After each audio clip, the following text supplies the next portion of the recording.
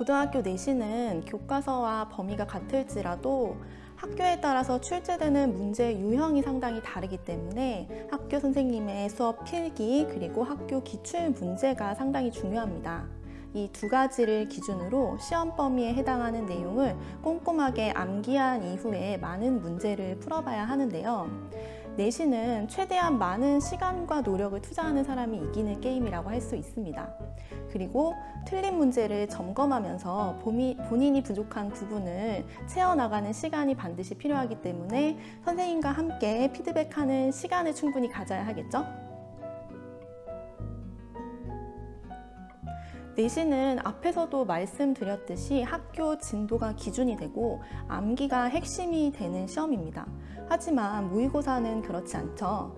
여러분들이 모의고사가 어려운 이유는 제한된 시간 내에 낯선 지문들을 해석해야 하기 때문인데요.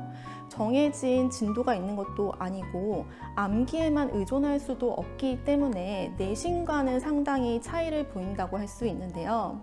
우리가 이 모의고사 성적을 올리기 위해서는 각각의 파트별로 지문을 해석하는 방법, 문제를 풀이하는 방법을 충분히 연습해야 합니다. 국어 영역은 크게 화법과 작문, 문법, 문학, 비문학 이렇게 4개의 파트로 구분해서 공부를 해야 하는데요. 먼저 화법과 작문의 경우 시간을 재서 충분히 문제를 푸는 연습을 해야 합니다.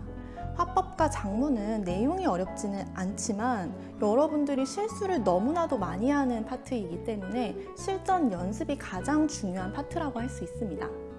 두 번째 파트, 문법. 문법은 여러분들이 아시다시피 절대적인 암기 과목이에요. 전체 범위를 체계적으로 암기해놔야 짧은 시간 내에 정확한 답을 찾을 수 있습니다. 세 번째는 문학.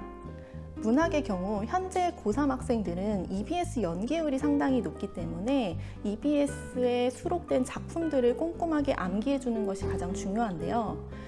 내년 수능부터는 EBS 연계율이 현저히 떨어지기 때문에 단순히 암기로만은 시험을 대비할 수가 없어요. 그래서 EBS 연계 작품 암기와 더불어서 낯선 작품을 해석하는 연습까지 같이 병행을 해줘야 합니다. 네 번째, 마지막 비문학인데요. 비문학은 많은 친구들이 가장 어려워하는 파트라고 할 수가 있겠죠. 비문학의 경우 여러분들이 좋은 점수를 얻기 위해서 단순히 많은 문제를 푸는 것만으로는 절대 도움이 되지 않습니다. 비문학은 반드시 지문을 구조적으로 해석하고 선지를 논리적으로 판단하는 연습을 충분히 해야 합니다. 여러분들이 이러한 연습을 꾸준히 진행한다면 비문학을 충분히 마스터할 수가 있습니다. 비문학을 풀 때는 딱 3가지만 기억하세요. 첫 번째, 지문 끊어읽기. 비문학 지문이 갈수록 길어지고 어려워지면서 많은 친구들이 지문 읽는 것 자체를 굉장히 어려워하는 경우가 있는데요. 이 긴 글을 하나의 덩어리로 인식하려고 해서는 절대 안 됩니다. 이 비문학 지문은 각각의 문단별로 중심 내용을 파악한 이후에 문단 간의 관계까지 파악할 수 있어야 하는데요. 문단 간의 관계는 예를 들면 병렬 관계, 대조 관계, 상술 관계 이런 것들이 있겠죠. 이런 부분들을 파악하면서 읽어 내려간다면 글의 주제와 전체적인 맥락을 쉽게 파악할 수가 있습니다. 두 번째는 예측하며 읽기. 본문을 읽으면서 문제에서 물어볼 만한 중요한 부분들을 예측하고 미리 표시를 해놔야 되는데요. 문제에서 물어볼 만한 중요한 부분들은 두 대상의 차이점을 나타내는 대조관계, 특정 어휘의 정의, 특정 인물의 주장, 비례 반비례 관계 이런 것들이 있습니다. 이런 중요한 부분들을 미리 체크해 놓는다면 여러분들이 선지를 판단하는 데 시간을 굉장히 많이 단축할 수가 있습니다. 마지막 세 번째는 근거 찾기. 이 근거 찾기는 상당히 귀찮지만 반드시 필요한 작업인데요. 내가 이 선지를 판단할 때 이 선지가 맞는 선지다 혹은 틀린 선지다 라고 판단한 근거를 반드시 본문에서 내 눈으로, 내 손으로 찾을 수 있어야 합니다. 근거는 절대 나의 기억이나 나의 배경 지식에 의존해서 찾아서는 안 됩니다. 이 세 가지만 기억하고 충분히 연습한다면 비문학이 더 이상 어렵지 않겠죠? 여러분들이 학교에서 국어 수업을 듣거나 혹은 혼자서 국어 공부를 할 때 국어 쉽네? 별거 아니네?